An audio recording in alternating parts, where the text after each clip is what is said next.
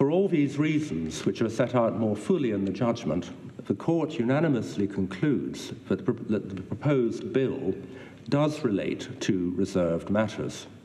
Accordingly, in the absence of any modification of the definition of reserved matters by an order in Council under Section 30 of the Scotland Act or otherwise, the Scottish Parliament does not have the power to legislate for a referendum on Scottish independence. The Court will now adjourn. OK, quick snap analysis, 30 seconds from Akash, who's been with us in the studio. Thoughts? That's a very clear, unanimous, as the President stated, decision that the referendum as proposed by Scottish Government cannot go ahead. This now gets kicked back into the political arena, I suspect. OK, Conor is with us at Holyrood. No IndyRef2 next October, Conor.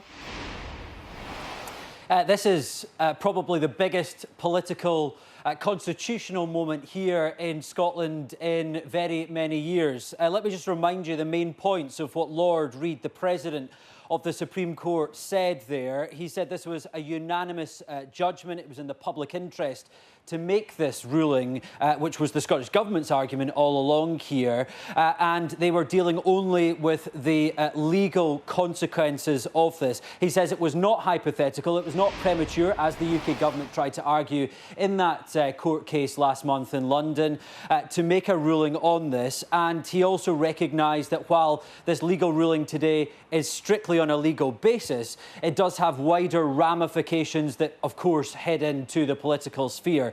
But he was absolutely clear, unanimous. Lord Reid said that it does meet the test of being a reserved matter, and in that case, the Scottish Parliament here behind me does not have the powers to legislate for a second Scottish independence referendum. This is a big blow to First Minister Nicola Sturgeon's case for holding a second vote on the 19th of October next year. That was the plan of attack from the Scottish National Party and from the Scottish Government, of course, who have won every election north of the border here in recent years, standing on that basis that they would be pursuing a second vote. So this will be a blow. I don't think it will be entirely unsurprising, because the Lord Advocate herself, who is the top law officer, law advisor to the Scottish Government, said that she couldn't make this ruling, and that is why it was sent to the Supreme Court. So probably not entirely surprising. However, it will be disappointing for Nicola Sturgeon and her Scottish Government. What happens next is absolutely crystal, is absolutely one to be determined in the coming hours. Nicola Sturgeon has been saying all along